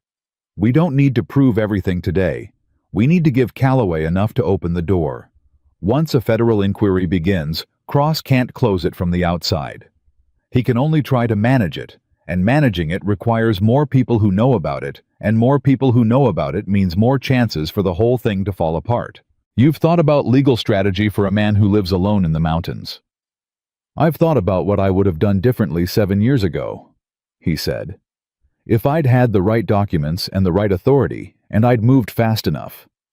She understood what he meant. He didn't say his partner's name, and she didn't ask him to. The weight of it traveled between them without needing to be named. "We're going to move fast enough," she said. "Yes," he said. "We are." They reached Pueblo in the late afternoon of the 3rd day. The town was larger than Bitter Creek, a genuine commerce center with a telegraph office and a hotel, and a federal building on the main street that announced itself with a formality that Bitter Creek's land office had only pretended to. Caleb had been right about Calloway's door. There was a federal seal on it, brass well-maintained, visible from across the street. Evelyn straightened in the saddle when she saw it. "How do I look?" she said. He assessed her honestly. 3 days of hard riding, travel-worn clothes, A baby in a sling made from a borrowed blanket. Exhaustion that had been managed but not resolved. Like a woman who rode 3 days to be here, he said, which is exactly what you are. Walk in like you know it. She repeated Clara's words back to herself and dismounted and walked in the front door. Calloway was at his desk. He was tall, red-bearded, going gray exactly as described, and he was reading a document with the focused attention of a man who reads carefully and annotates as he goes. He looked up when the door opened. He looked at Evelyn. He looked at the baby. He looked at Caleb, who came in behind her. He looked back at Evelyn. "Ma'am," he said. "Can I help you?" "Can I?" "My name is Evelyn Harper," she said. "My husband Thomas Harper filed a territorial land claim 18 months ago on a parcel in the Bitter Creek Valley. He died in February. I have reason to believe he was murdered for that claim. That the claim is currently being fraudulently contested by a Denver consortium operating under a man named Harlan Cross, that the magistrate who authorized my illegal auction last week is in Cross's direct pay, and that the territorial commissioner's representative, who was prepared to file a fraud complaint on my behalf, has disappeared." She set her bag on his desk, opened it, and placed the claim receipt, Thomas's letter, and Ruth's papers in a precise row in front of him. "I have documentation supporting each of those statements. I'd like you to read it." Calloway looked at the documents, looked at her, looked at Caleb, looked back at her. "You were auctioned," he said. It was not a question. He'd read the claim receipt date and done the math. "Last week," she said. "In Bitter Creek. Under Territorial Debt Statute 41, which Magistrate Greer, who is on Cross's payroll, used to liquidate the debt my husband left, without informing me of my legal right to contest it." Calloway picked up Thomas's letter. He read it, set it down, picked up Ruth's papers, read those more slowly, which Evelyn correctly interpreted as significance rather than indifference. When he finished, he set the papers down and looked at her with an expression she hadn't seen on an official's face in 18 months of dealing with officials. It was the expression of a man taking something seriously. "Sit down, Mrs. Harper," he said. She sat. Caleb stood near the door because that's where he stood in rooms able to see both the desk and the entrance back to no one. Calloway folded his hands. "Aldous Birch," he said. "You mentioned him. He disappeared the day before he was to file on my behalf." "I know Birch," Calloway said. "I have corresponded with him on 2 previous land disputes in this territory. He is thorough, and he is not a man who abandons a case." He looked at the papers again. Harlan Cross. He said the name with the deliberate neutrality of someone who knows the name and has been waiting for the right context to use that knowledge. "His consortium has come up before. Nothing actionable. Circumstantial connection to 2 disputed claims in the Southern Territory. Nothing that rose to the level of federal inquiry." He tapped Ruth's papers. "This changes the calculus." "Then you'll investigate," Evelyn said. "I will open a federal inquiry, yes." He met her eyes. "But Mrs. Harper, I need to tell you something directly. Harlan Cross is connected to powerful men. Federal inquiry or not, he will have resources deployed against this within hours of knowing it's been filed. He may already have people in Pueblo." "He has a rider who left Bitter Creek ahead of us," Caleb said from the door. "Roughly a day and a half lead." Calloway looked at him fully for the first time. "And you are Caleb Morgan. I paid the debt that discharged the auction. I've been with Mrs. Harper since Bitter Creek." "Why?" It was a direct question, and it deserved a direct answer. And the honest answer was complicated, and Caleb knew it, and Calloway waited for it. "Because what they did to her was wrong," Caleb said, "and I had the means to start correcting it." Calloway studied him for a moment, with the assessment of a man who makes his living reading people and their motivations. Then he looked back at Evelyn. "The rider who came ahead of you," he said. "If he went to Cross's representative here." He stopped, stood, moved to the window and looked out. His posture changed. "There's a man named Aldridge who operates as Cross's legal contact in Pueblo. He has an office 2 blocks north." He turned from the window. If Aldridge files a preemptive motion with the county clerk before I can open the federal file, he can temporarily cloud the claim and slow the inquiry by weeks. He looked at his watch. The county clerk's office closes in 40 minutes. Evelyn was on her feet before he finished speaking. Then we need to file first. I need 2 things, Calloway said, already moving to his filing cabinet. Your signature on a federal inquiry request, which takes 3 minutes, and the original claim receipt, which I'll need to hold as evidence. He looked at her. Are you prepared to leave it with me? She looked at the receipt. The paper Thomas had held. The paper the creditors hadn't thought was worth taking. The paper that had been in her bag through the auction, and the road, and 3 days of hard riding. Yes, she said. Calloway moved fast for a man who appeared unhurried. He produced the correct form filled in the relevant fields with the speed of someone who knows his own paperwork and turned it to face her with a pen. She read it before she signed it. He waited without impatience. Then she signed. Go directly to the hotel on this street, Calloway said, already filing the form. The Meridian. Tell them Calloway sent you. Don't go back out tonight. Whatever you hear, whatever anyone tells you about urgency or opportunity, stay inside and let me work. What are you going to do? Evelyn asked. I'm going to file this federal inquiry request before that clerk's office closes, which I can do, because I have standing and the clerk knows my face. He picked up his coat. And then I'm going to send a telegram to Denver. To who? He looked at her. To the federal judge who has been looking for grounds to investigate Harlan Cross for 2 years, he said. And who, when he sees these documents, is going to find them? The thing that moved through Evelyn then was not relief. It was too early for relief. But it was the feeling of a door opening, a real door, a federal door, with a brass seal on it, and the particular specific sensation of being on the right side of it for the first time in 8 months. Thank you, she said. Thank me when it's done, Calloway said, and he went out the front door at a pace that was almost a run. The Meridian Hotel gave them 2 rooms on the 2nd floor. Caleb took the one closer to the stairs. He didn't explain this, and Evelyn didn't ask. She understood his logic the same way she'd understood the fire placement at camp. He was thinking about approaches and exits, and she had stopped finding this alarming, and started finding it something else, something she didn't have a clean word for yet. She put William down and sat on the edge of the bed and let herself feel for about 3 minutes. Everything she had been not feeling for 3 days. The fear, the grief that kept trying to surface through the action and getting pushed back down. The specific sorrow of riding toward justice for a man who should have been the one riding. 3 minutes. Then she put it back. She heard Caleb's footstep in the hall. She recognized his step. Now the particular weight and rhythm of it, and then a knock. Come in, she said. He came in and sat in the chair near the window. He looked at her with the steady, undemanding attention that was his primary mode of being present. You did well in there, he said. Calloway did well in there. You gave him something to do well with. He paused. That speech you made when you walked in. Did you rehearse it? In my head. On horseback. Approximately 40 times. Something moved in his face that was not quite a smile, but was structurally related to one. It landed. It needed to. She looked at him. What happens now? Honestly, the federal inquiry buys time and legitimacy. Cross will fight it.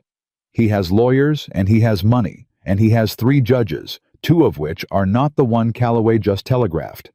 It will take months, possibly longer. But it can't be quietly killed. Not a federal inquiry, not with those documents and a sitting federal judge involved. It becomes public record. Cross's methods become public record. The other claims he's taken become visible. He looked at her steadily. It won't be easy. I didn't ask for easy, she said. I asked for honest. Then honestly, you have a real chance. Better than real. He looked at the window.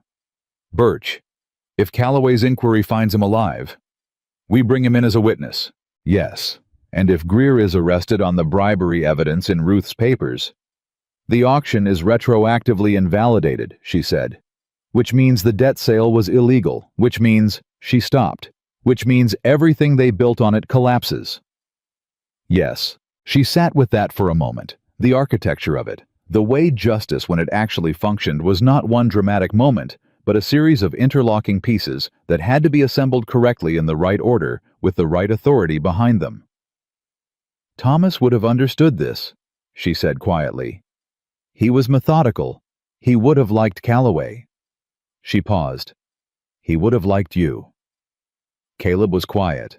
He would have had questions about your methods, she said with something small and real in her voice that was not quite humor, but came from the same place. He would have found the $65 alarming. It alarmed me too, Caleb said. Briefly. This time she actually laughed. It was short and surprised out of her, and it was the first real laugh he'd heard from her, and it sounded like someone coming briefly to the surface. William woke up at the sound of it and made an indignant noise, and they both looked at him, and the moment held the three of them in a hotel room in Pueblo. A federal inquiry filed a brass-sealed door between them and Harlan Cross and his lawyers and his bought judges, and this small person on the bed who did not know any of it and was primarily concerned with the injustice of interrupted sleep. Evelyn lifted him and held him against her shoulder and looked at Caleb.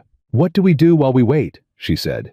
"While the inquiry moves, while Calloway works, we can't stay in Pueblo indefinitely." He looked at her. He had thought about this, she could tell. He had been thinking about it since the cabin, maybe since the creek. "You could go back to the cabin," he said. "Both of you. It's secure. It's off the main roads. Cross's people don't have an easy approach to it, and I know the terrain." He paused. "It's not a permanent solution, but it's a safe one while the legal process moves." She looked at him steadily. "You're inviting us to stay." "I'm stating a practical option." "Caleb." He met her eyes. "Are you inviting us to stay?" She said again, not letting him have the practical framing. A long pause. He was a man who did not say things he didn't mean, and she was asking him to say something specific and mean it.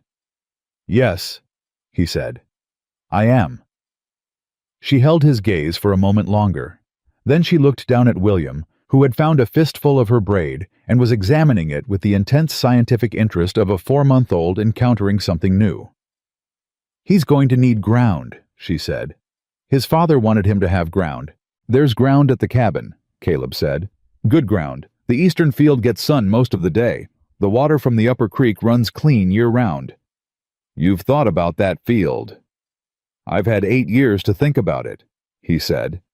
"I never had a reason to do anything with it." She looked at him. Something moved between them. Not a declaration, not a promise. Nothing that tried to be more than what it actually was. Which was two people who had come through something hard together and were standing on the other side of it, changed in ways they were only beginning to understand. "All right," she said. "We go back to the cabin." He nodded once, and then because she was a woman who had cried everything she had and rebuilt herself out of what was left, and because some things are too important for indirectness, she said, "I'm not going back as a guest, Caleb." He looked at her. "I'm not going back as someone you're protecting, or someone who owes you, or someone in a temporary arrangement," she said. "If I go back as someone who belongs there, who has a stake in it, who is building something there alongside you with her own hands." She paused. "That's what I'm offering. That's what I'm asking. Is that what you're proposing?" The room was quiet. William had fallen asleep again with his fist still in her braid. Caleb looked at her for a long time with those gray eyes that had read landscape and weather and human intention for years, and knew the difference between what people said and what they meant. "Yes," he said, "that is exactly what I'm proposing." 3 weeks later, Aldous Birch was found in a mining camp 40 miles east of Crestfall, alive, held under informal detention by 2 men in Cross's employ who had badly underestimated how long a federal inquiry could reach. Calloway's deputies brought him out on a Tuesday morning. He walked to the wagon, under his own power, asked for coffee, and when he'd had it, asked for the Harper file. Magistrate Greer was formally charged with bribery and corruption 6 days after that. He resigned before the arraignment. The Territorial Commissioner's Office suspended his judgments pending review, which meant the auction, the debt sale. The whole legal machinery that had put Evelyn Harper barefoot on a platform was suspended pending the same review. Garrett was arrested at the Colorado border trying to reach Denver. He was carrying correspondence from Harlan Cross that Cross's lawyers would spend the next 8 months trying to have excluded from evidence unsuccessfully. Harlan Cross himself was indicted on federal charges of land fraud conspiracy and criminal bribery the following spring. The federal judge Calloway had telegraphed turned out to have been waiting for exactly this package of evidence for longer than anyone had known. The case moved faster than Evelyn had dared hope. It moved with the particular momentum of a thing that has been ready to happen and has finally found its footing. The Harper land claim was formally confirmed in Evelyn Harper's name on a Thursday afternoon. Calloway sent word by telegram to the relay station in Crestfall, and Ruth Waller rode it up the mountain herself. Evelyn was in the east field when Ruth arrived, not gardening exactly more, surveying walking the boundary of the cleared area with the careful attention of someone planning what comes next. Caleb was at the far end of the field, working at something structural she'd asked him to build, doing it with the same unhurried competence he brought to everything. Ruth dismounted and held out the telegram. Evelyn read it, read it again, stood very still in the east field with the summer sun on her face, and the mountains above her, and the sound of William sleeping in the cabin, and the sound of Caleb's work at the far end of the field. Then she looked up. "Caleb," she called. He stopped and looked at her across the field. Even at that distance, she could read his posture, the particular quality of his attention when it was directed at her. She held up the telegram. He set down what he was working on and walked across the field toward her, steady and unhurried, the way he moved through everything. He took the paper, read it, looked up. Ruth was watching them both from her horse with the expression of a woman who has done something worth doing and is allowing herself a quiet moment of satisfaction about it. "It's done," Evelyn said. "Yes," he said. "Thomas's land." "Your land," he said. "William's land." She looked at him. He held the telegram out, and she took it back and she folded it carefully along its creases, the way she folded Thomas's letter, the way she kept the things that mattered. She was not the woman who had stood barefoot on those auction planks 8 months ago. That woman had existed, had been real, had suffered, had not broken, and she had carried that woman here and somewhere along the way on a mountain road with a baby, and $65 worth of gold, and a man who said what he meant and meant what he said. She had become someone else. Someone who had kept the stubbornness and the love and the refusal to quit, and built something new around them. The West did not give things back. She knew that. The West took and kept and moved on without apology. But sometimes, rarely expensively, through the specific combination of documented evidence and the right federal authority and people like Ruth and Clara and May and Calloway, who believed the law should mean something, sometimes you could take something back. She had taken it back.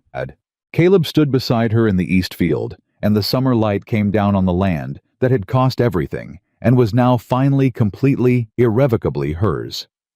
Ruth touched her hat brim. "I'll ride back before dark," she said. "Tell Clara it's done when you get a chance. She'll want to know." "I will," Evelyn said. "Thank you, Ruth, for everything." Ruth looked at them both for a moment with something in her expression that wasn't sentiment, but was its more durable cousin. Then she turned her horse and rode back down the mountain. Evelyn and Caleb stood in the field. "What do you want to build here?" she said. "In this field." "What do you want to build?" She looked at the ground. Good ground, he'd said. He'd been right. She could see it. She'd walked every foot of it in the last 3 weeks, and she could see what it could hold, what it could grow, what kind of roots it could sustain. "Something permanent," she said. "Something that's still standing when William's old enough to work it himself." "Then that's what we build," he said. She looked at him. He looked at her. The mountain stood above them, enormous and indifferent, the way only permanent things can afford to be. And below it, two people stood on ground that had been fought for and found and legally confirmed, and was now, as of a Thursday afternoon in the summer of 1884, the foundation of something that had not existed 6 months ago and would not stop existing now. William Harper had land. His mother had made sure of it, and she had not done it alone.